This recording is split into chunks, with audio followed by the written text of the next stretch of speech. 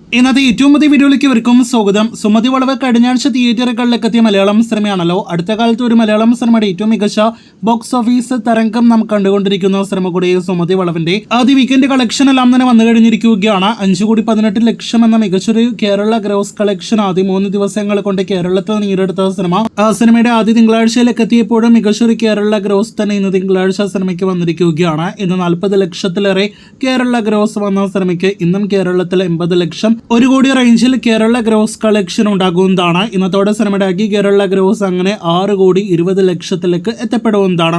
ഒരു അർജുന അശോകൻ സിനിമയുടെ record collection നേടിയെടുത്ത് മുന്നേറുന്ന ഹൊറർ കോമഡി എന്റർടൈനർ വിഭാഗത്തിൽപ്പെടുന്ന സിനിമയുടെ ആദ്യ 3 ദിവസത്തെ വേൾഡ് വൈഡ് ഗ്രോസ് 9,56,00,000 ആയിരുന്നല്ലോ. ഇന്നത്തോടെ സിനിമയ്ക്ക് 11 കോടിയോളം രൂപ വേൾഡ് വൈഡ് ഗ്രോസ് 4 ദിവസങ്ങൾ കൊണ്ടുവരുന്നതാണ്. ആകെ മൊത്തത്തിൽ സുമതി വളവിന്റെ തിയേറ്റർ തരംഗമാണ് നാം കാണുന്നത്.